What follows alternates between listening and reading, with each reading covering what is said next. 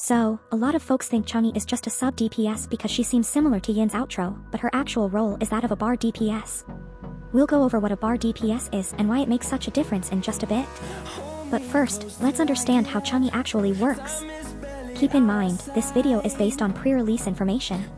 While most info comes from in-game trials and is pretty much set in stone, things might still change after we test her out extensively, especially regarding her best teams and rotations.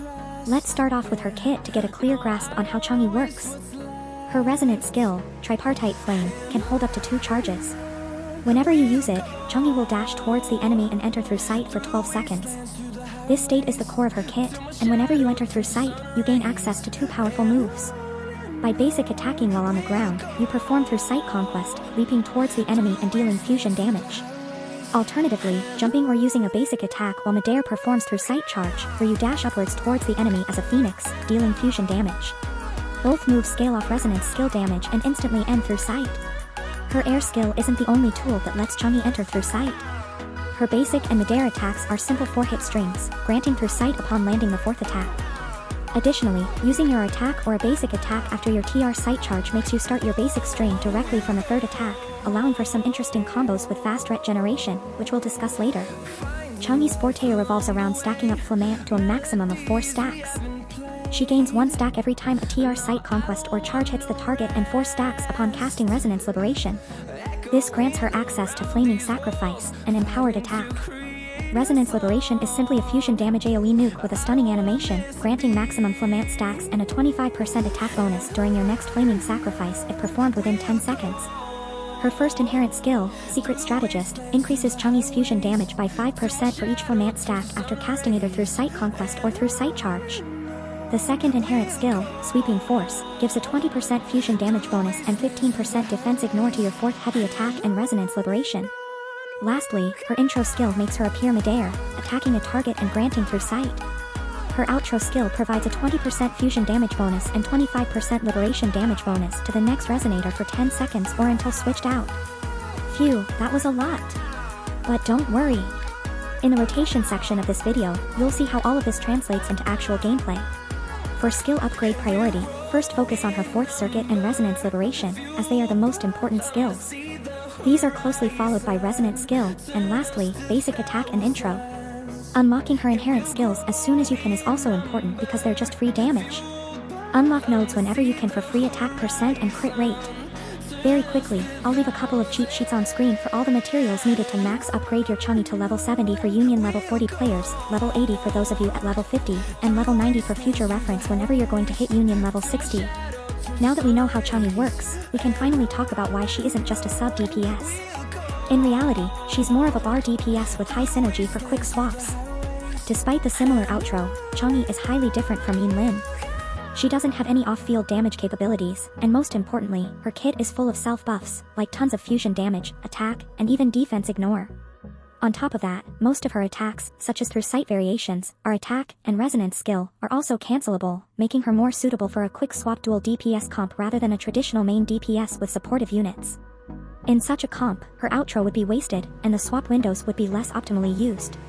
Or worse, using her as a simple sub DPS would waste all her high on-field damage potential. In the team building section of this video, we'll dive into what all of these team options look like and how Changli's role changes within them. Oh, did you know that recent studies from expert researchers show that if you're pulling for Changli, you'll have massively increased chances to win the 50-50 if you're subscribed to second? Hey, I don't make the rules, but I will sacrifice myself and accept all the new subs just to help you guys out.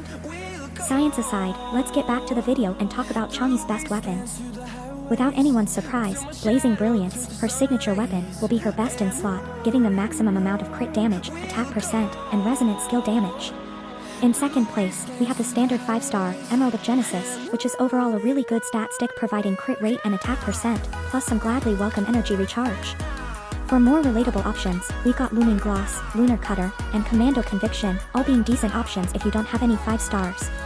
Alternatively, if you're the most unlikely of free-to-plays, you can always opt for the 3-star Sword of Night while waiting for a decent sword to keep your queen equipped. When it comes to echoes, you don't really have many options other than the fusion set. But I suppose if you really wanted to run sub DPS Changli, even after watching this video, you could give her a Moonlit Cloud set.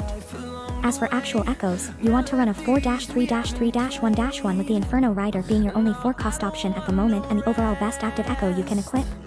For main stats, you're looking at crit rate or damage on the 4-cost, fusion damage or attack percent on the 3-cost, and of course, attack percent on the 1-cost. Substat priority goes like this: crit rate and crit damage, energy recharge until about 130%, attack percent, and then flat attack or resonance skill damage are both great. If you get Resonance Liberation, don't despair, as it's still pretty good even if less valuable. Now, let's talk about one of the main reasons you're watching this video, Changli's best teams, alternatives, and their rotations. No matter how you decide to play Changli, your healer slot is always going to look the same, with Verena being your best option, like in any other team.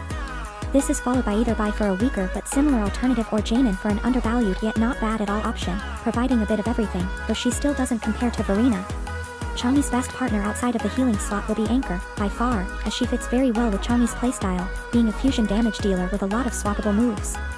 This allows Changli to shine, unlocking her true potential in a quick swap team with a fusion DPS who can use most of her outro buff. The only negative is that, sadly, Anchor doesn't benefit a lot from the Resonance Liberation buff that Changli provides. But surely in the future, we will get an even more fitting alternative.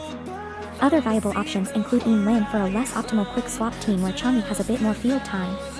Then there's Dowie, her best 4-star partner, because of the outro resonance skill buffs, making Changli a true main DPS. Lastly, Qixia is actually the best character to make use of Changli's outro buff, being a fusion DPS with a loaded Resonance Liberation, making Changli more of a classic sub DPS, leaving most of the field time to Qixia. Think of it this way, Changli is the best partner for Qixia, but Qixia isn't the best partner for Changli.